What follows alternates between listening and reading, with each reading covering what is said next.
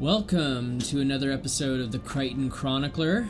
I'm your host, Anchor, the show where I get to talk about role-playing for an hour, because surprisingly there's not a lot of people I can talk to about it in real life, but that's the world we live in, sadly.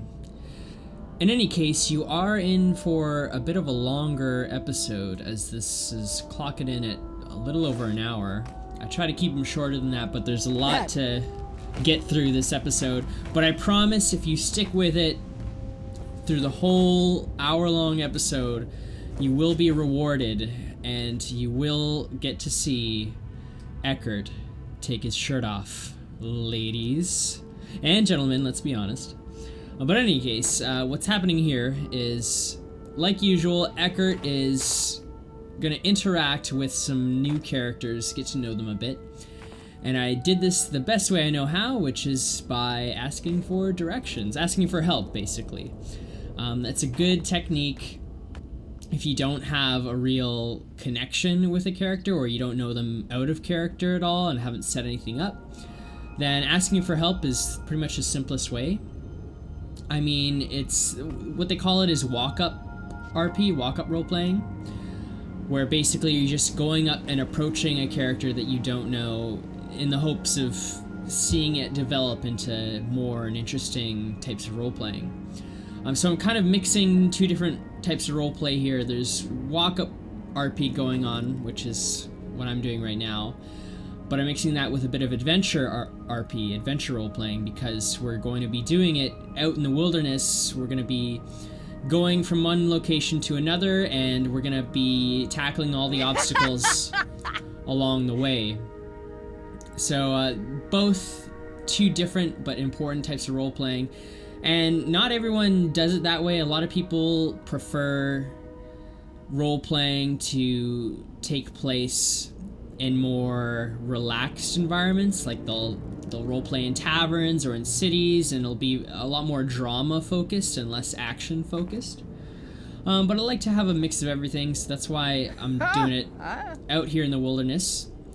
And so what happened here is Eckhart was just sort of wandering around exploring the area, and I got a message from my guild, the Tyrian Adventure League, that they were getting together and just relaxing in some hot springs, which happened to be not too far from where Eckhart was. So I thought, well, I'm already in the Shiver Peaks, I might as well go check it out. But as I was on my way there, I came across this character, this Maria, and I thought, I didn't know she was a role player. I didn't know whether the player was actually role playing. But I noticed her name was very much a Norn name. You know, it felt proper. It wasn't something ridiculous like Super Slayer X.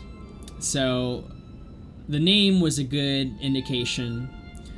She also just looked like a really interesting character, so I was curious and wanted to get to know them. So I asked them for directions, of course not knowing whether or not they were actually role-playing.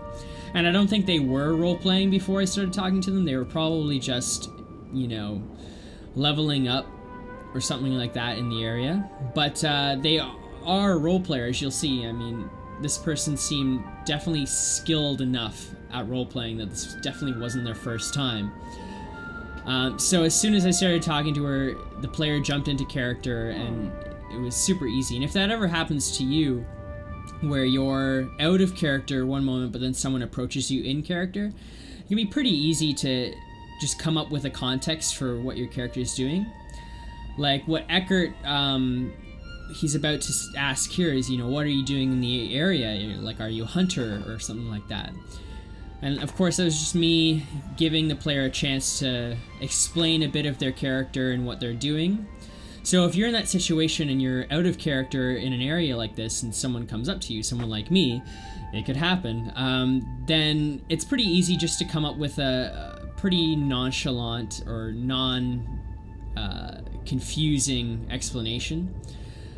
So, for instance, you know, I just assumed that maybe she was just a hunter of some kind, and she'll explain in a bit what she was up to.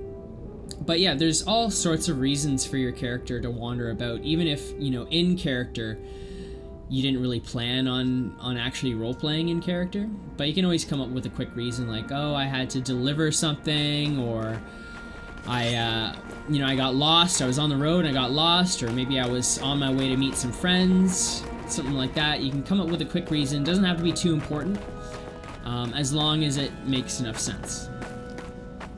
And so what I did here was, normally what I do is I'll ask these players for help for something, just to give us a reason to actually work together. Usually I make up a reason on the spot, or I'll come up with some slightly elaborate kind of experiment that Eckhart's doing, or a journey that he's on that he needs help with. But in this case, I didn't actually make it up. I actually had a place to get to in the game. I had some guildmates that I wanted to meet up with, and I knew that there were a lot of enemies on the road there, so I actually had a realistic reason to ask Maria's help. And that's one of the things that you will develop as you start role-playing more and more, is it'll actually get a lot easier to role-play with new people, because you don't have to make up reasons. You already have reasons of your own. Like, the character's life really takes on a life of its own. So as you meet new players and meet their characters and have stories with them, then those stories will kind of lead to other stories naturally, and give you realistic reasons to explore the world, like Eckhart is here. So that was a good way to jump in and get to know this character. But of course there are other ways that you can open up role-playing and get involved with other people role-playing. One thing that I've learned that helps is if you use the emote function. Like, if you're shy, or you're playing a shy character, you might not necessarily be able to just walk up to someone and start talking to them. So in that case, it does help to at least show them that you are a role player, even if you have no one to talk to. You can still emote if there are other players around, and by emoting, you're letting them know that you are a role player. You can just be like, oh, Eckhart stops for a moment to tie his shoe and then gets snow all over his legs, blah blah blah. You can just make up a random emote, and if people see it, then either they're not role players and they'll just be like, okay, this guy's weird, and they'll move on, or they will be role players and maybe they'll start emoting as well. And so if you kind of see that, it's kind of like a light bulb will go off, a little flare gun will shoot off saying, this person's a role player, and now I know that there's at least potential to interact with them. So yeah, emoting when you're in the presence of other players will help. You can ask for directions, you can ask questions while in character, and the worst that will happen is people will just ignore you. If they don't know what you're talking about, if they don't even know what role playing is, then they'll just ignore you, and you can just move on and ask someone else. There's really nothing bad that will come of walking up and talking to players. And so yeah, that's a good way to meet people. And again, you're gonna want to come up with a context, which if you're new to role playing will be super important, because you won't really have any established relationships or friendships with your character and other characters. So you just make up some reason like, oh, I'm traveling to this outpost, and could I hire you for defense? But again, as I said, as you keep playing and as you keep meeting other players, it'll get a lot easier, and you won't have to, come up with elaborate excuses like I did in other episodes.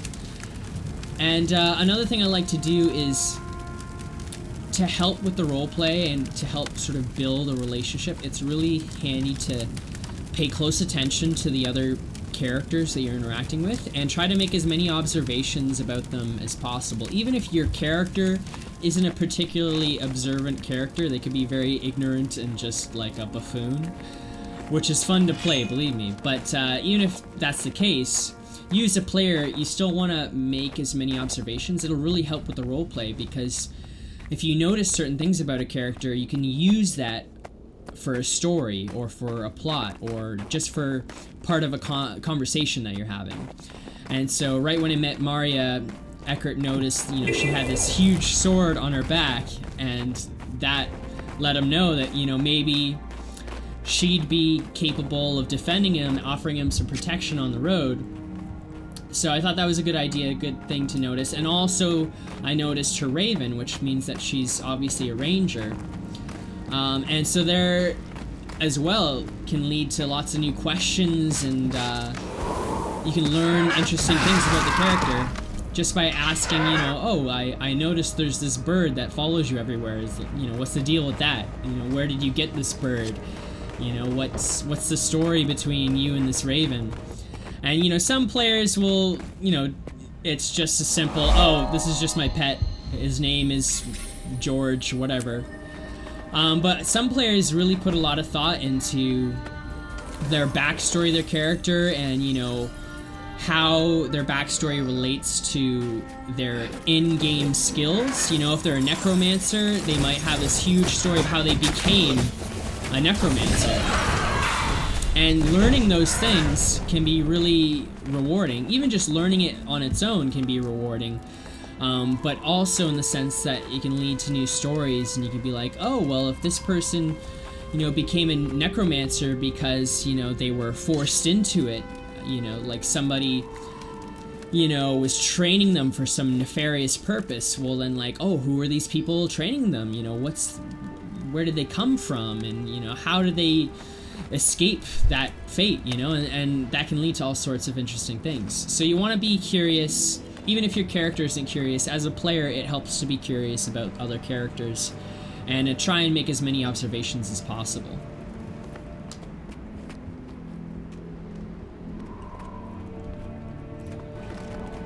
And you may notice, where is that char merchant?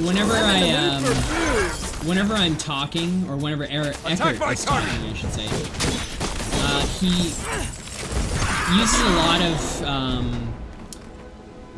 dots. I don't know what the technical term for that, but a lot of my sentences will end with a dot, or I also use the hyphens, like a line of hyphens. Basically, that either indicates that he hasn't really finished his sentence, he's kind of just trailing off. That's in the case of the three dots. Or he's in the middle of speaking, and that's just basically, I use the hyphens to indicate that, he hasn't finished talking. He's physically still talking as I'm typing. And the reason I do that is I feel it helps to explore, make the story, first of all, move a lot more quickly. And it also makes it feel more like things are happening in real time. Like my character is saying this as this is happening. As I shoot my gun, my character is saying these words. Instead of he shoots his gun, then a minute later he says something, And it's really mostly for immersion purposes. I mean, not all players do this, and you don't really have to. I know some people, they really like to come up with really eloquent and long paragraphs, usually in the form of an emote, where it's, not just their dialogue, but what their character's facial expressions are, and how they present themselves, and how they say things. And that can be really good. It's good practice if you're a writer, as well, because you really are writing as if you're writing a novel. Jorah stands again. And she will stand as long as my hands are the reason steady. I like to do shorter phrases and shorter sentences is because this could be ground Jorah herself. Not only is it more real time, because you're saying things as they happen instead of waiting a long time to type out a long paragraph, but also it gives other players the opportunity to interrupt you. And one of the things I like about role-playing is all the unexpected things that can happen because you're writing a story with other writers. You don't want to have complete control. If you did, then you might as well just write a book. That's what that is for. But you want to share control, and so when you write in short sentences, or you either break up your paragraphs into smaller phrases, you can indicate that you're still talking, but at the same time, if somebody cuts in and says, you might be talking about oh, remember that time that we were, getting drunk in Radisum, and then someone will jump in and be like, no, it wasn't in Radisum, it was in Divinity's Reach. And then you're like, oh, right, that's right. And so then your conversation or your dialogue will actually change because they were involved in the conversation. It wasn't just you going off on a monologue. So that's why, for the most part, I try to talk in very brief sentences. It also helps when you're in combat because, you still have to actually attack enemies and move around. I mean, Guild Wars 2 is one of the more involved games and engaging games in terms of combat in MMOs. So yeah, you really have to be active in doing things. And as I mentioned before, it's okay if you're not speaking very eloquently during a battle, because if you can imagine, in a real battle, there's a lot at stake, there's a lot on the line, there's a lot of stress. You're not going to be, the most articulate with your words when you're fighting for your life. Determined to rebuild so it's okay if, you make a few mistakes or you misspell things during combat, but it's a lot easier if you just type, sentences at a time, even words at a time, because in a battle, like, every second counts. So it's really just, you can only get out one word at a time, like, I'm going to kill you, and then it feels a lot more dramatic that way.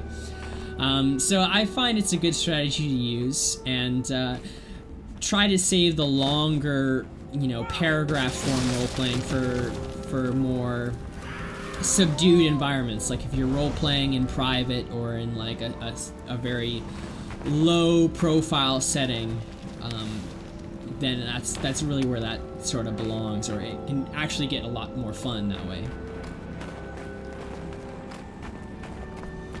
And of course, I mean, being patient is really important when you're a role player. I mean, you have to have the patience to let other players have their say and have their input on the story. I mean, like, if you're always running off the moment you finish talking, then you never let anyone else get a word in edgewise. So you want to be patient. I mean, other players do like to really think about what their character is saying to make sure that it's really true to their character. So you want to give them a bit of time to think of what they're saying and try not to rush other players. But at the same time, it helps to limit the amount of patience that is actually needed. So you don't want to keep all the other players you're talking to, hanging off your every word, just waiting like 2 minutes for you to finish talking, or just to finish physically typing in your sentence. You want to keep it, the pace. You want to keep the pace moving along smoothly so that people don't lose interest. And so even if you do have a lot to say, it's okay if your character wants to give a huge 2-hour speech. You can do that. But, don't do it all at once and just like type for 2 hours and then make them read 2 hours worth of text, like a huge wall of text. Instead, break it up into little beats, into little phrases, and release it piece by piece, and it'll actually be more engaging. I mean, personally, if I'm reading someone's dialogue bit by bit, I'm a lot more engaged because it really is like you're hanging off their every word. You're just constantly waiting for like the next part of the story. If they're telling you a story or they're explaining something, then you're really just sort of hanging on to the end. Whereas if if they're just typing, you don't actually know that they're typing. First of all, it's not like in a chat room where it will tell you that Ciara is typing this. So yeah, that's one of the things that could be improved upon. Maybe if they had like a little bubble that appeared above their heads just to show you that they were about to say something. But because you don't know whether or not they're saying anything, if you wait around for a long time and then they come out with this huge paragraph, not only are you waiting for them to finish their paragraph, but once they finish it, then they have to wait for you to read through it all. And so it doesn't really feel like it's happening in real time. Like, you kind of have to, you know, pause the game just so that you can read everything. So yeah, it's a bit easier if you just shorten things. And again, using the ...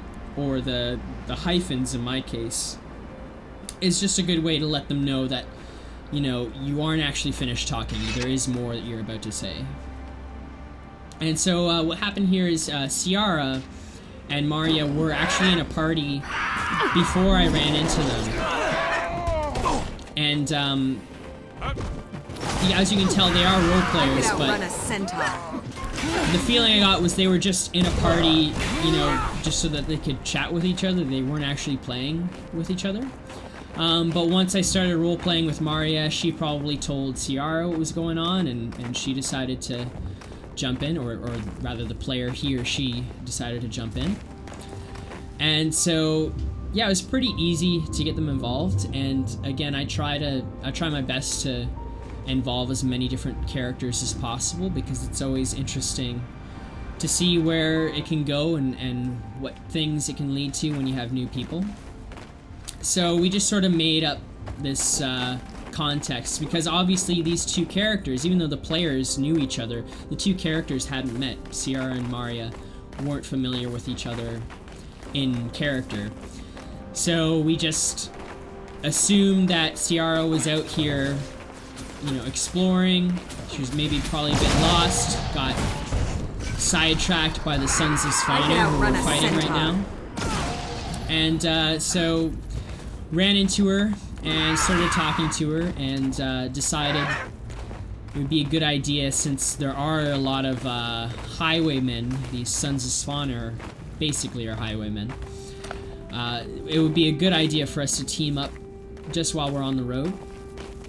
And unexpectedly, she decided to come along with us a lot longer than that as well. So hopefully we'll get to know her a bit.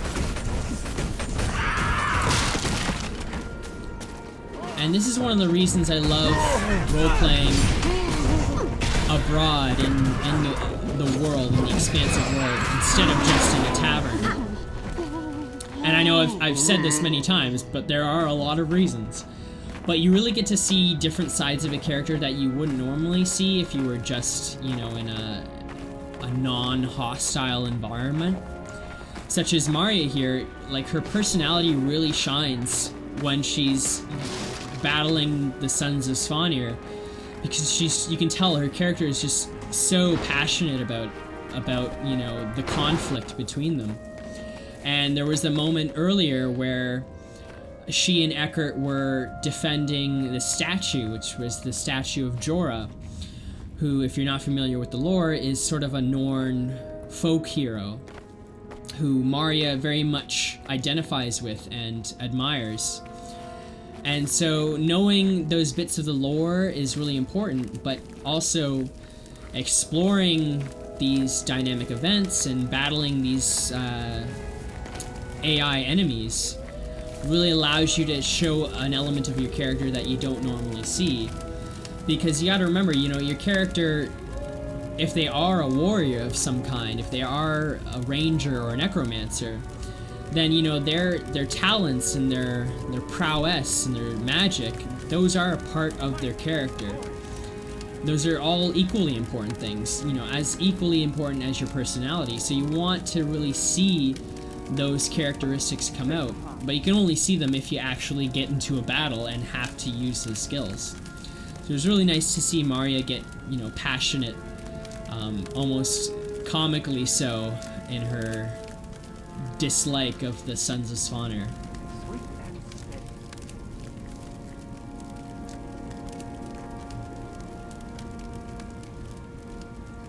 Also, when I told Maria I was recording this video, the player agreed to let me upload it only if I promised to show plenty of footage of Maria kicking ass. So, there you go, Maria.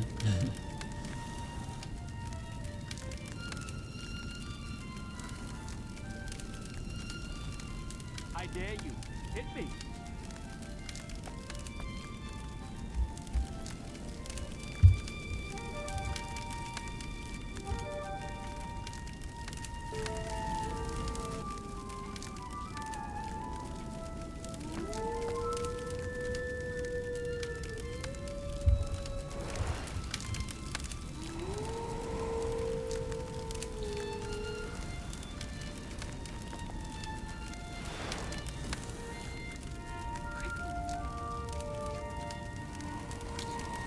And now what Maria is doing here is actually really taking advantage of her character's skills.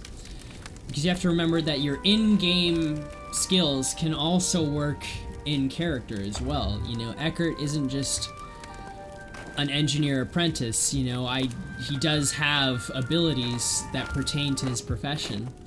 And so I like the fact that Maria was really using her Raven, Palace, as part of the roleplay that we're having. Because, you know, obviously we were a little bit lost. I mean, I, as a player, have not been to these hot springs before, you know, same as Eckhart. So, you know, I had no idea where I was going. I was literally just following her. And so it made sense if she was lost that she could just use her Raven to kind of scout. And so I like that she really took that into consideration. And it's a really interesting way to come up with new techniques of role-playing. Is to really think about your character's skills as part of, you know, your role-playing skills. Because if, again, as I mentioned, if you are a necromancer, then you can use your ability to summon undead minions, you know, as a really interesting plot point or a fact of your character, and you can actually involve those minions in the role-playing that you're doing. And same thing if you're a mesmer, you can, you know, joke a lot about how you know, like to trick people and use illusions, and I especially like the character Nihilus, who you've seen in other episodes. He's a very sneaky character. He's a thief. And so when I first met this character, Nihilus, he was in the middle of a drinking game with a Norn character, Skoll, who was also in that same episode.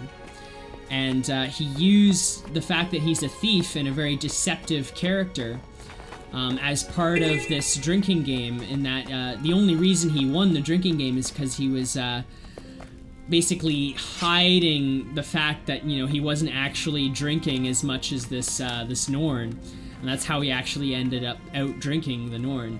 And so yeah, it's a good thing to consider your character's profession as a part of their personality.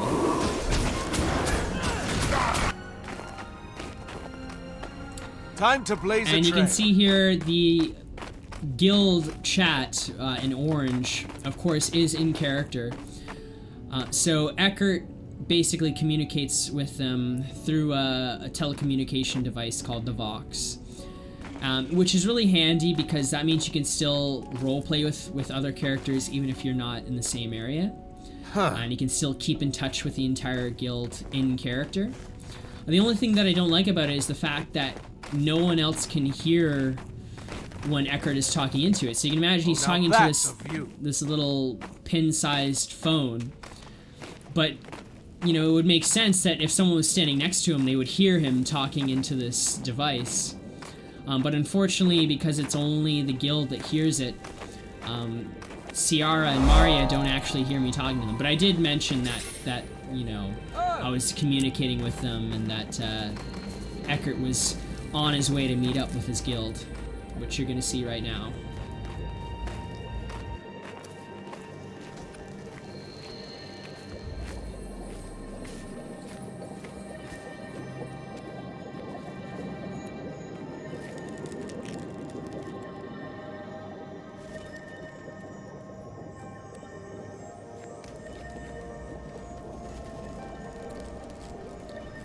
Now, if you're a role player and you're looking for interesting places to roleplay, there are tons and tons of really unique and interesting environments just like this one.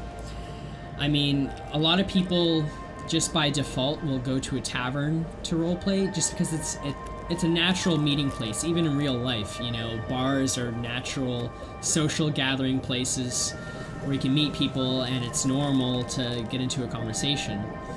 But if you're only role-playing in a tavern, then you miss out on all these incredible environments just like this one. And even when I'm not role-playing, I'll come across tons of places like this and sort of make a mental note of like, oh man, I have to come back here and I have to tell stories here, just because it makes you feel more immersed if you're telling a story in an environment rather than if you're just there killing random AI NPCs. So this was a perfect place for role-playing. I mean, it's actually is a hot spring, so it makes sense that there would be people relaxing there. There are even NPCs farther along that you can talk to who are chilling out in the hot springs, but perfect place for role-playing as well.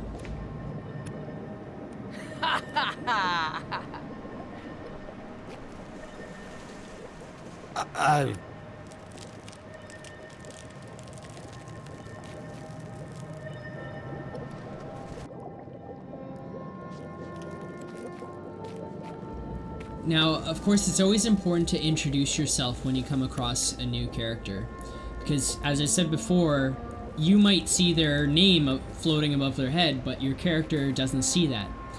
They only see, a portion of what you see. So you really have to learn to look through the eyes of your character and have a really selective perception of what's going on. And so it's important to make sure you introduce your character and say your character's name. Otherwise, they're going to go through the whole experience not actually knowing what your character's name is. And another thing to consider is if you're not sure whether or not a character has introduced themselves. I know this has happened to me a lot, even in the case with Merida here, where you might meet someone but only barely talk to them. You'll talk to them a little bit but not really introduce yourself. So then when you run into them maybe a week later, you recognize this character, obviously as your character, would recognize their face. But then you kind of have to remember, oh, did they introduce themselves? Does I actually learn their name, or did they even tell me their name? Because you got to be careful. If you just start pretending that you know their name and they call you on it and be like, I never told you my name. I mean, most people would probably let it slide, but there are... Oh, sorry, my phone is going off at the perfect wrong time. But anyways, if there are certain circumstances where you might really screw something up, like if someone is pretending to be someone that they're not, and you walked up to them and assume that you know their name just because you met them before, and suddenly their alternate identity has been ruined. It's like, how does this person who I met once know my secret identity? And you can kind of really break the story. They might have to actually warn you out of character not to do that. So if you're not sure whether or not they introduced themselves, or you just forgot, then it's perfectly natural just to assume that your character forgot their name. You can just assume that, oh, I know we met before, but I can't remember your name. Yeah, I'm really sorry about that. That happens all the time in real life. It's happened to me 15 times this week already, I'm sure. Could be just because I have a terrible memory, but your character doesn't have to be perfect. If you're not perfect, your character doesn't have to be. And so if you can't remember if they introduce themselves, then just politely ask them what their name is again, and it doesn't seem out of place at all. What you have to remember is that you're not writing a novel. It's better to think of role-playing as basically a virtual life. And just like in real life, there are all kinds of mistakes your character can make. They can say the wrong thing. They can make the wrong assumptions. It doesn't have to be a perfect Shakespearean dialogue. You're not going to win a Pulitzer Prize for your roleplay dialogue. So, yeah, it's okay if your character forgets things. Just try to admit it and be clear with it, because if you're not sure whether or not you know something, then it's best not to fake it, because you might actually end up breaking character that way.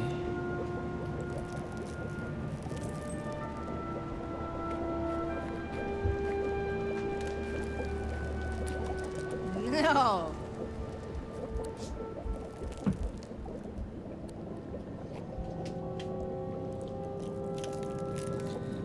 Now, if you ever come across some strange dude role-playing who asks you questions and asks for your help, then it's a good idea to go along with it, because you never know who you might meet along the way. I mean, I'm sure Maria and Ciara had no idea who I was when I walked up to them and talked to them. But as a result of kind of going along with it and getting into the role play, they also get the opportunity to meet new role players like the Tyrian Adventure League. And so yeah, if you try to be as open as possible, it can be a really good way to meet other people. If you're worried that you don't know enough people who role play, then just try to be as open to it as possible when you do come across role players, and it can be incredibly easy to meet a variety of different role players. So unfortunately Maria had to take off, whether it was for in-character reasons or out-of-character reasons, doesn't really matter. But fortunately Ciara did decide to stick around, and so I got to introduce her to the Tyrian Adventure League, which was also really fun for everyone, really. And now we had a pretty extensive conversation here in the hot springs. We got to relax for a bit. It is important to give your character some downtime if you are into, adventuring and all that. Because when you're fighting for your life, you don't really get as much of a chance to get to know a character. You might learn certain details, like Maria in the case of how passionate she is about killing Sons of Svanir. But the rest of your character kind of gets buried beneath the surface, and you only get to know a character through more intimate settings like this one here. Oh, and as promised, almost forgot, behold Eckhart's beautiful shirtless body. There you go. I do deliver on my promises. But anyways, it is kind of interesting that they give you the option, because obviously humans aren't that interesting looking, but this is the first time I've ever seen Nihilus without his cloak on. He's usually completely covered in like a hood and everything. But because of that, you don't get to see the really interesting, pattern on his fur. And so a lot of players, I should say, put a lot of work into designing their characters. I know I spent maybe an hour just trying to get Eckhart's face to look right. But with the different races, you can really customize in really interesting ways in their whole appearance, not just their face, but their body as well. And so this is a rare opportunity to see what Nihilus looks like and what his fur pattern is, because it really helps make your character feel more unique when you can decide little details like that. And so we were talking for a bit here. I had to skip over a lot of the conversation just because this episode was getting too long to begin with. But I'll probably be uploading some bonus footage later, just in case you're curious to see the whole conversation, because it was pretty interesting.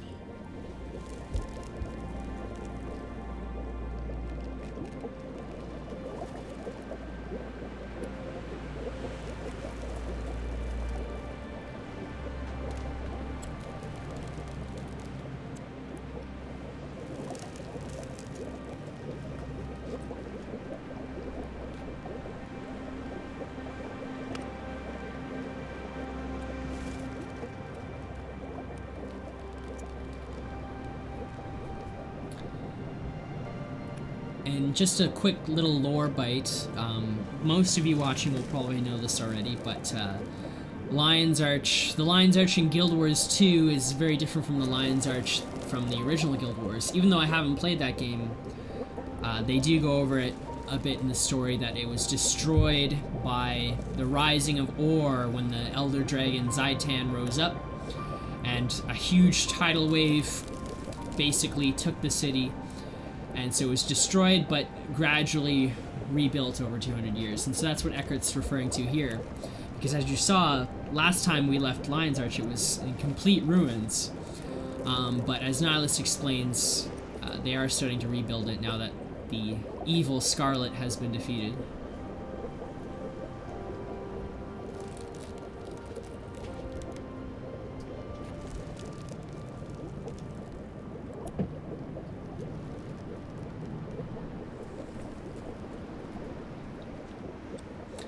And this is why it can be really good to catch up on your lore, because it can lead to really interesting conversations and discussions like this. But it also helps you think about your character and how the lore pertains to your character. I know I've mentioned this in the past, but especially with Maria, as you saw earlier, you know, she was really passionate about the statue of Jorah, and she really admired that character. And so that aspect of the lore, I should probably explain, Jorah is folkloric Norn hero who stood up against the Sons of Svanir. And so that aspect of the lore really contributed to her character and her personality. And even here you get this really nice moment between Alessa and Nihilus there. Eckhart explains, you know, the world has changed so much since the days when Ascalon was destroyed. And so right then I really liked how they both sort of look at each other and smile at the same time. That's a good sign that they've really developed a rapport as role players as well as characters. Because, as you probably know, the Char and humans for many centuries were at war, and it's only recently that they signed a peace treaty. But of course, because of that peace treaty, a relationship like Nihilus and Alessa's is now possible. Like, it wouldn't have been possible, you know, 100 years ago. And so you get this really nice, genuine moment between these two characters because of that little tidbit of lore. And that's really the best part of role-playing, is getting these, you know, moments with real emotions. So it's, your character doesn't feel like just an emotionless avatar floating around a virtual world. Oh, and in case you missed it, Nihilus and Alessa are mates.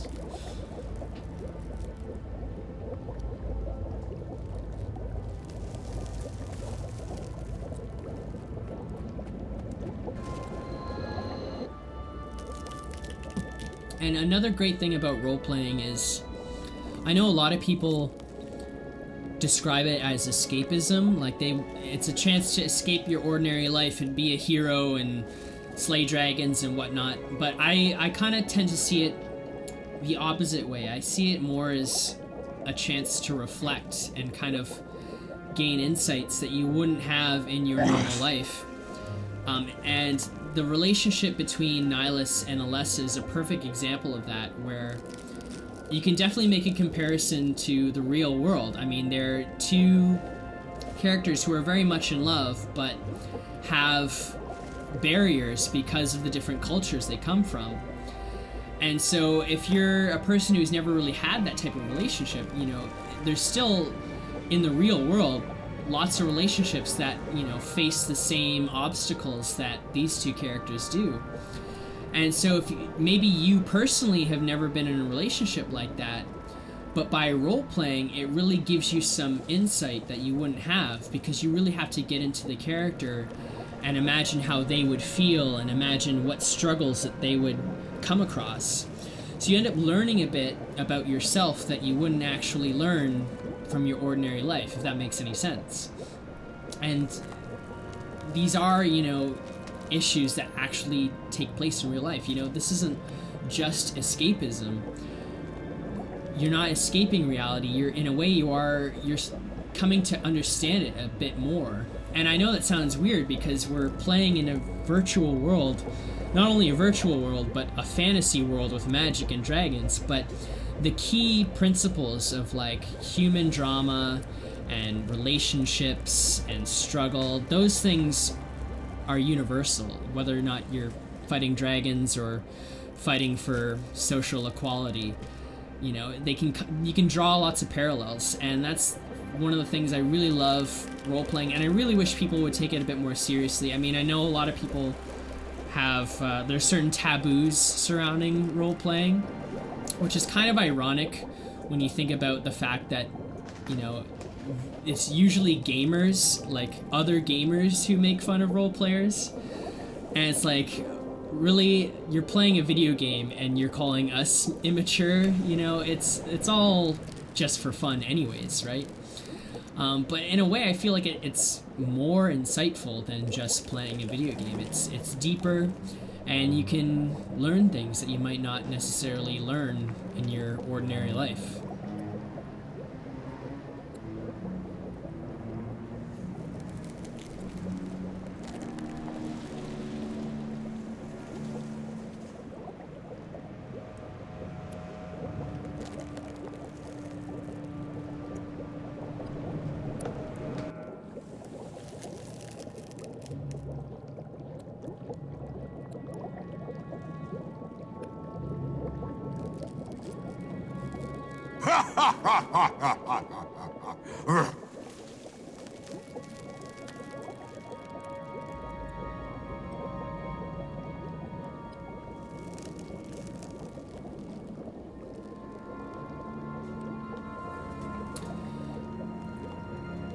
Now, I will refer to this a lot in my roleplay, which is the fact that Eckhart isn't technically in the Priory, but he did stay there.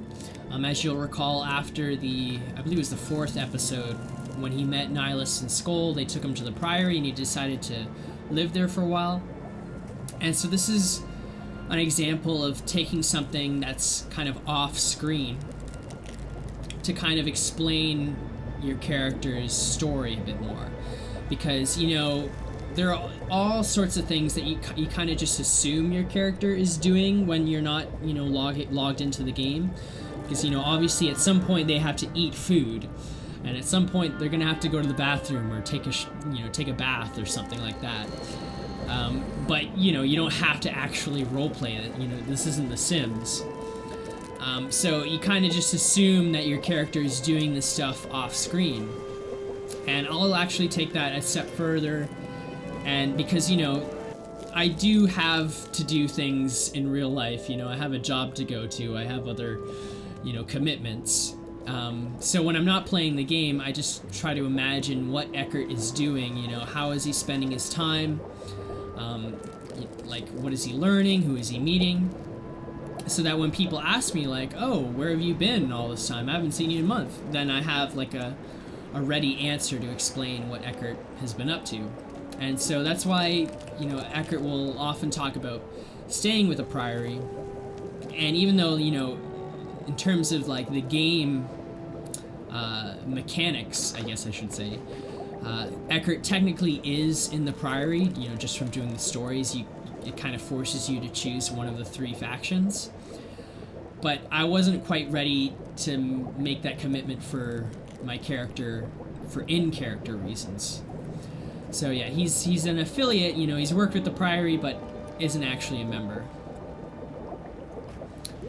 And here, Eckhart decides that since they're actually very close to Holbrack, he wants to make the journey there. He's been meaning to go there for a long time. As he has mentioned in the past, it's kind of his mission to see all the great cities of Tyria. And even though I did technically cheat and go to Holbrack before, just because my guild was meeting there, I took the gate to get there. I kind of want to avoid that as much as possible, because I feel like by using fast travel and using the gate technology, even though those are in character, they're written into the lore, so you can realistically use them for your character, but it still feels like you're missing out on so much when you just skip everything. It's much more rewarding to actually walk the distance and see everything along the road, especially in a game like this where you can meet all kinds of players on the way, and you can get into all kinds of dynamic events and quests on the way as well. So it was really important to me that Eckhart actually walked physically, or no, well, not physically, virtually, you know what I mean. He walks to Holbrack, which you'll get to see here. So this is his first official chance to go to Holbrack, and luckily I had a few guildmates to make the journey a bit less boring.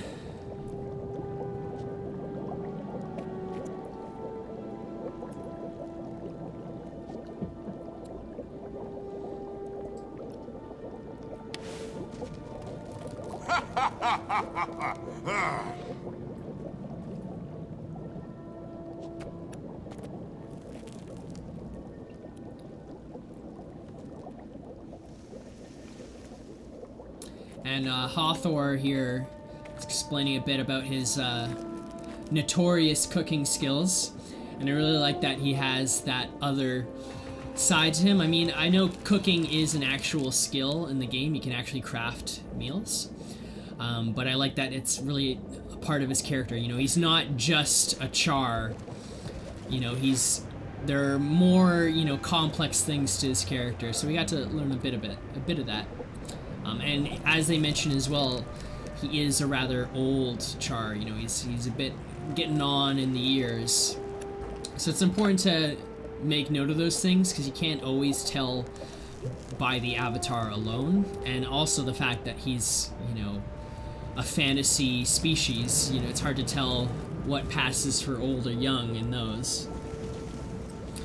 And you may have noticed some other players kind of hanging about while we were in the spring there, and that'll happen a lot. A lot of people like to, when they notice role-playing, even if they're not role players, if they're curious enough, they'll watch and hang around. But luckily, you know, they didn't interrupt in any way, and even if they try to, or, you know, their presence seems a little awkward, like you're trying to have a private conversation and there's someone standing right there, I mean, you can easily just ignore it. It doesn't actually have to affect what you're doing or saying. But I like to just imagine, and I've said this before, I like to imagine that, you know, even the non-role players, from my perspective, those are just people who inhabit the world. They're just, you know, they happen to be passing through, you know. I don't have to talk to them or anything. I just sort of acknowledge that they're there and they're going about their business. And even here, what happened, we actually picked up 2 other players to join our little party. They kind of just started walking along. They were in the area.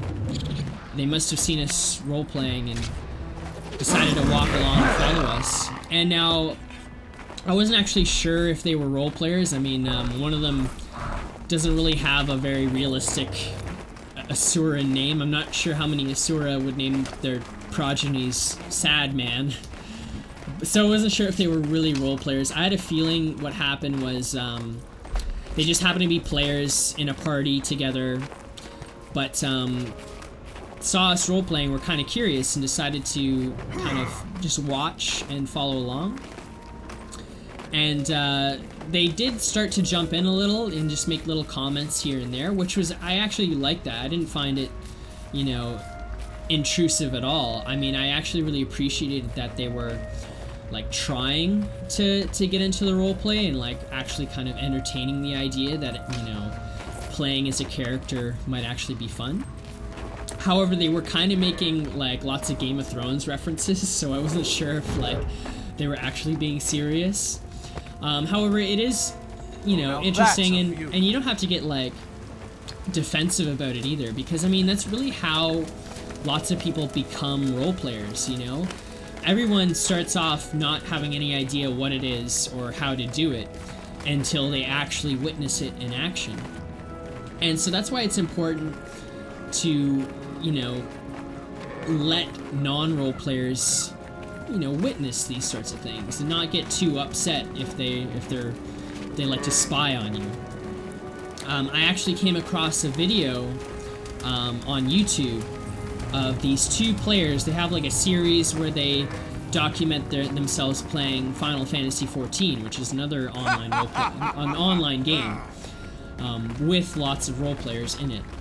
But they personally aren't role players, but there was this one occasion where they came across these 2 role players who were really engaged in the role player, and they were so good at role playing that these 2 people, they decided like they had to, you know, stick around and watch them role playing.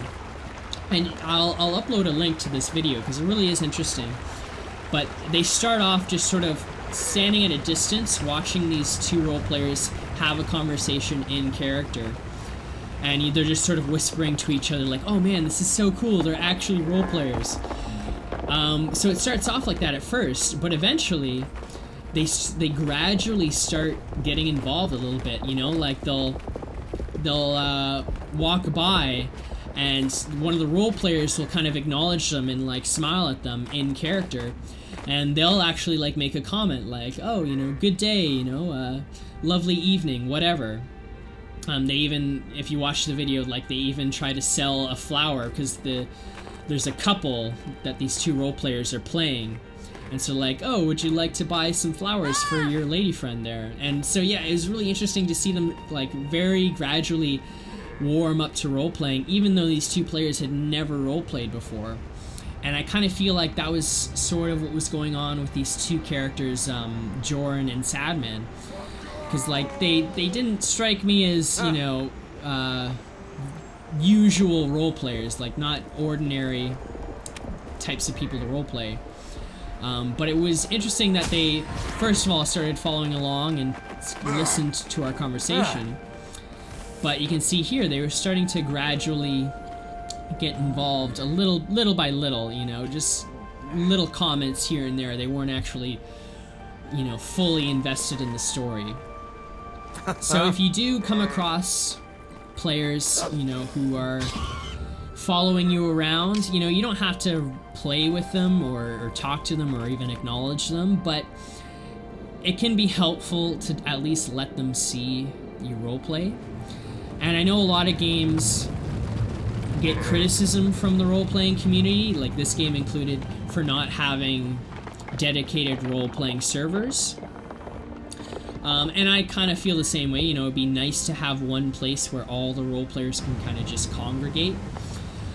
But at the same time, when you're mixing the role-playing community with just the general gaming community, then you have the opportunity to basically inform people of what role-playing is, and other people have the opportunity to see what it is, get interested, and then they can decide for themselves if it's something that they'd actually have a lot of fun to do.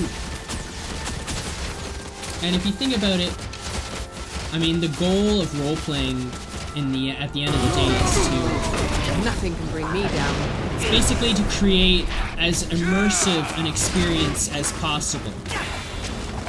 And, you know, you might think that it's up to the game developers to make the game immersive, but it really is the responsibility of the player as well to add to that immersion. And by role-playing, even if it's just to the extent of creating a name for your character that is realistic, that all helps to add to the immersion, not just for yourself, but for other people, because when they see your name, they'll think, oh, you know, what an awesome, you know, tough Nor name, or what a badass Char name.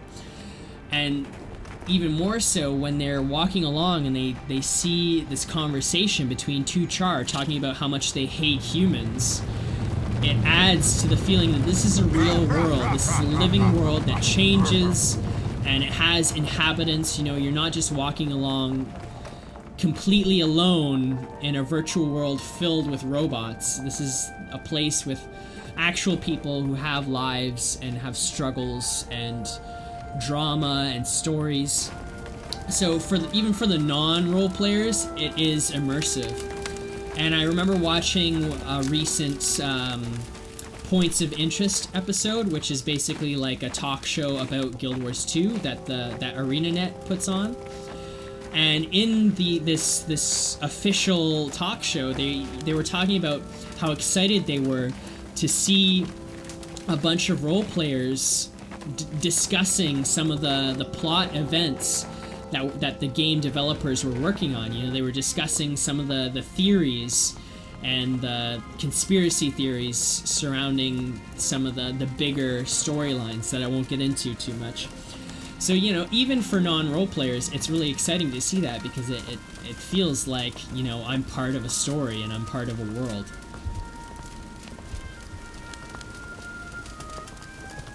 And I feel like it's exciting for me that when the game developers acknowledge role-playing, because if you think about it, they could do so much if they actually implemented, you know, real tools for role players in the game.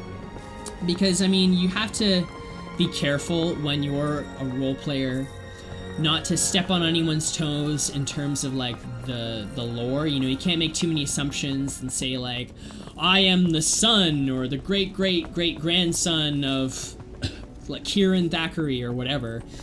Because if you're, like, making assumptions like that, then, you know, suddenly everyone's making the same assumption, and suddenly everyone is the great-great-great-great-grandson of Kieran Thackeray, which really breaks the immersion. However, if you're one of the game developers and you're into role-playing, then suddenly you have so much creative license for your character. I mean, how cool would it be to log on and to see Queen Jenna actually role-playing, you know, not just an NPC with scripted dialogue, but an actual game developer or one of the writers for the game actually role-playing in the character of Queen Jenna, and you can walk up to her and have a conversation. I think it would be really cool, especially for role players, but really for everyone. It would feel like a much more unique experience than just talking to an NPC. So it would be interesting to see that. I doubt they'll actually do anything like that, but it's a cool thing to think about. So now we made it to Holbrack, and we're just about to lounge in the Great Lodge here. I've held you for long enough already, so I'm gonna have to end off here, but I am gonna leave a link to that Final Fantasy video, so check it out. I hope you've enjoyed this video. There will be more to come.